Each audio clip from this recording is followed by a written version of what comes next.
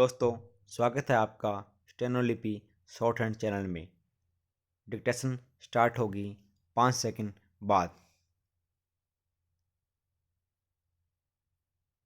Start. Stop. Start.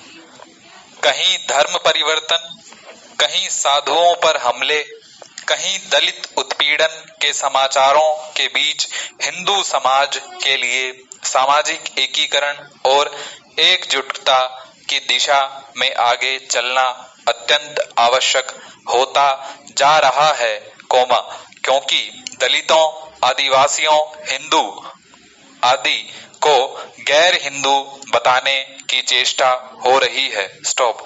आज कुछ वैसा ही धर्म संकट उपस्थित है जो दशम गुरु गुरु गोविंद सिंह जी के सम्मुख था।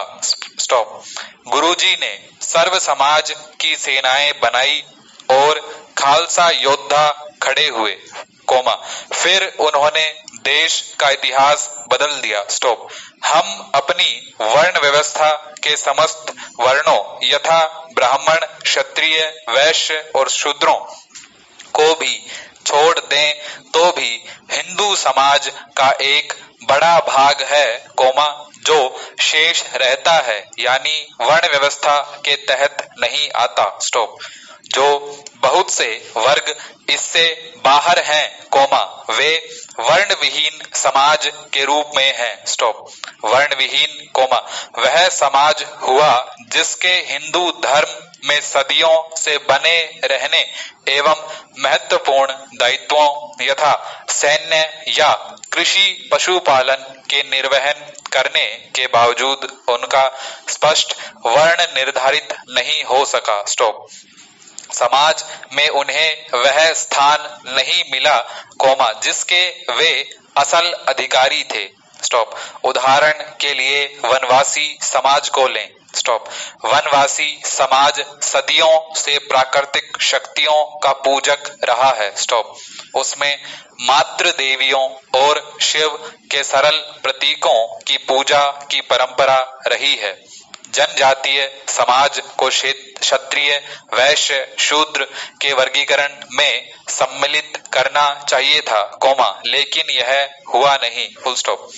पैराग्राफ। सनातन धर्म ने जनजातीय समाज को एक तरह से वर्ण विहीन छोड़ दिया। स्टॉप। इस कारण वनवासी समाज का वर्ण व्यवस्था में पूर्ण समायोजन संभव नहीं हो सका और एक बड़ा वनवासी वर्ग हिंदू होते हुए भी वर्ण विहीन बना रहा। स्टॉप।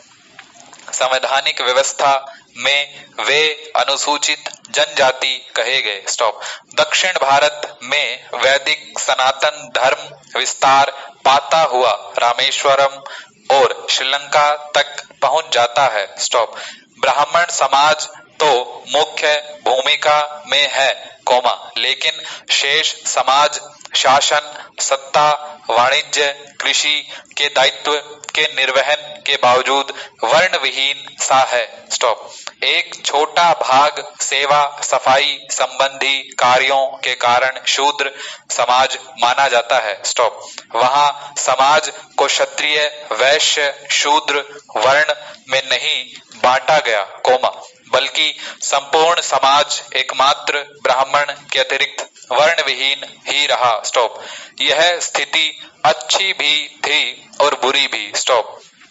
उत्तर भारत के समान वर्ण व्यवस्था की अनुपस्थिति का लाभ यह हुआ कि वहां समाज स्वरूप का विकास हुआ। स्टॉप। क्षति यह हुई कि जब कभी सामाजिक धार्मिक समस्याएं उठी तो दक्षिण वासियों को ब्राह्मण समाज पर दोषारोपण करना सरल हो गया। स्टॉप। इसी कारण पेरियार के लिए ब्राह्मण विरोधी आंदोलन चलाना बड़ा सरल था। स्टॉप। जो कश्मीरी पंडितों के साथ जनवरी 1990 में हुआ, लगभग वैसा ही कुछ 1950-60 के दशक में नंबूदिरी ब्राह्मणों के साथ हुआ। स्टॉप। दक्षिण भारत जो सनातन धर्म के लिए इस्लामिक आक्रांताओं से सुरक्षित रहा, वहां ब्राह्मण आज नगरों और नगरों के मंदिरों तक सीमित रह गए हैं। पैराग्राफ। वर्ण विहीन समाज धर्म परिवर्तन के अभियानों से भी सरलता से प्रभावित होने लगते हैं। स्टॉप। इसकी भी अनदेखी नहीं की जा सकती कि ऐसे समाज को गैर हिंदू बताने की भी कोशिश हो रही है। इसका मुकाबला किया जाना चाहिए। जो वर्ण विहीन समाज दक्षिण में सनातन धर्म की प्रबल शक्ति हो सकता था, वह दूरदर्शिता के अभाव के कारण हाशिए पर चला गया। स्टॉप। आंध्र प्रदेश में रेड्डी, केरल में नायर, उड़ीसा में खोंडायत, असम में अहोम आदि हिंदू समाज के शासक युद्धक वर्ग हैं। स्टॉप। क्षत्रियोचित होने के बाद भी वर्ण व्यवस्था में उन्हें कोई स्थान नहीं मिला। स्टॉप। भारत की सर्वकालिक वीर जातियों में मराठा समाज को क्षत्रियोचित क्षमताओं के बाद भी महाराष्ट्र के चित्पावन ब्राह्मणों द्वारा क्षत्रिय नहीं माना गया। स्टॉप। काशी के पंडित गागा भट्ट ने शिवाजी को क्षत्रिय मानते हुए राज्याभिषेक अवश्य किया था, लेकिन उनकी वह स्थिति बनी रही। स्टॉप।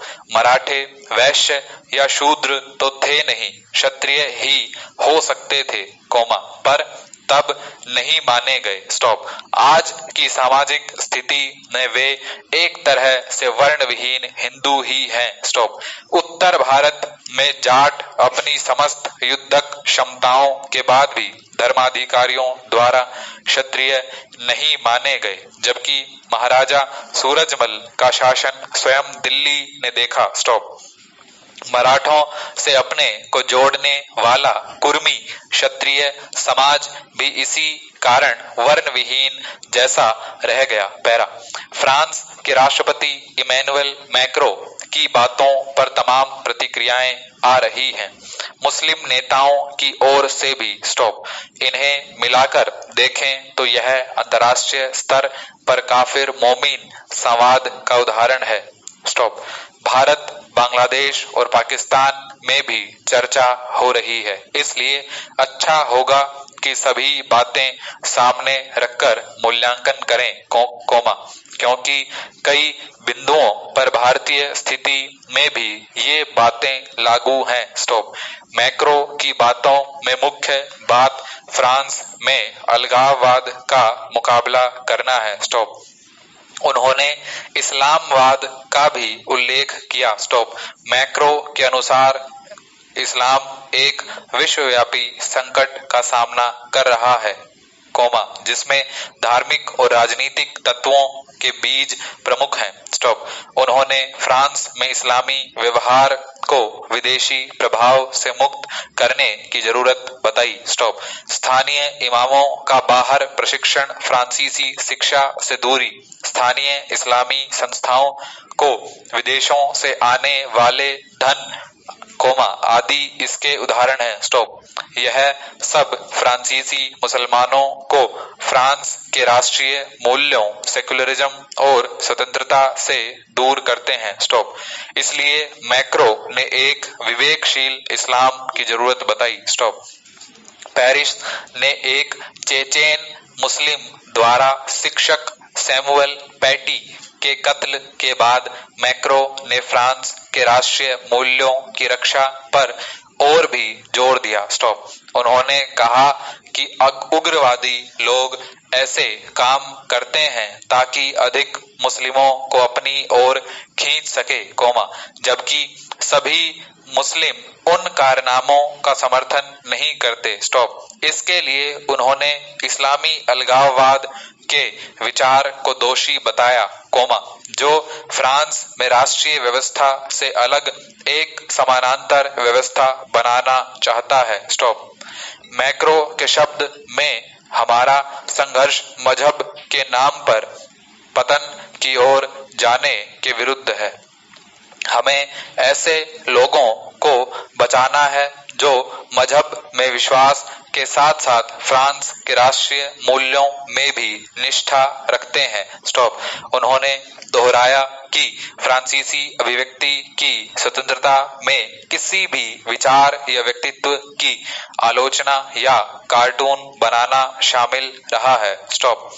इसे रोकने के लिए घृणा, हिंसा और दूसरों का अपमान बंद होना चाहिए। स्टॉप। ज्ञात हो कि हालिया वर्षों में फ्रांस में तमाम जिहादी हमलों में कई लोग मारे जा चुके हैं। स्टॉप। पेरिस में शिक्षक के कत्ल के बाद 3 और लोग नीस शहर में मार दिए गए। स्टॉप। फ्रांस के कई मुस्लिम नेताओं ने मैक्रो की चिंता का समर्थन किया है, पर मलेशिया के पूर्व प्रधानमंत्री महातिर मोहम्मद ने बेहद हिंसक और भड़काऊ बयान दिया। स्टॉप। उन्होंने मैक्रो को संबोधित करते हुए ट्विटर पर लिखा कि अतीत के संहारों के कारण मुसलमानों को क्रोधित होने और लाखों लाख फ्रांस वासियों को मारने का अधिकार है। स्टॉप। चूंकि आपने एक क्रोधित आदमी के कृत्य के लिए मुसलमानों के धर्म को दोषी ठहराया, इसलिए मुसलमानों को फ्रांसीसियों को दंड देने का अधिकार है। यह निश्चित ही गलत आरोप है। स्टॉप। मैक्रो ने वैसा कुछ नहीं कहा, जैसा महातिर कह रहे हैं। स्टॉप। मैक्रो ने तो राजनीतिक इस्लाम और इस्लाम के धार्मिक पक्ष को अलग करके देखने का आग्रह किया। इस पर चुप्पी से ही कट्टर इस्लामी तत्व आम मुसलमानों को अपनी अलगाववादी योजनाओं में घसीट लेते हैं। स्टॉप। मानव कानूनों का उल्लंघन कर शरीयत को सब पर थोपना, इसके लिए कत्ल और हमले करना आदि भी धर्म ही हो। स्टॉप। इस्लाम के धार्मिक पक्ष यानी नमाज, रोजा, हज, ईद, मस्जिद आदि से फ्रांसीसी राष्ट्र को कोई समस्या नहीं है। स्टॉप। समस्या राजनीतिक इस्लाम से है, जो देश की लोकतांत्रिक धर्मनिरपेक्ष राज्य प्रणाली को चुनौती देते हुए उस पर शरीयत लादना चाहता है। स्टॉप।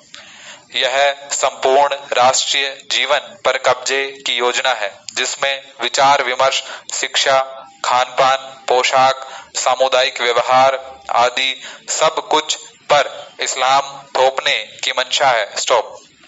इसे खुलकर खारिज किए बिना कोई लोकतांत्रिक सेक्युलर राज्य टिक नहीं सकता। स्टॉप। महातिर का हिंसक बयान इसी का सबूत है कि उनके जैसे इस्लामी नेता हर कहीं इस्लामी राजनीति थोपने के लिए गलत बयानी और हिंसा का आह्वान करते हैं, जबकि उनके अपने शासन वाले देशों में गैर मुस्लिमों की स्थिति दूसरे तीसरे दर्जे की रखी जाती है, लेकिन फ्रांस या भारत जैसे देशों पर दबाव बनाया जाता है कि वे दुनिया भर के इस्लामी नेताओं की दखलंदाजी स्वीकार करें, वरना गालियां धमकियां सुने। स्टॉप। यह कोई धार्मिक व्यवहार नहीं, बल्कि खुली राजनीतिक तानाशाही है। पैराग्राफ।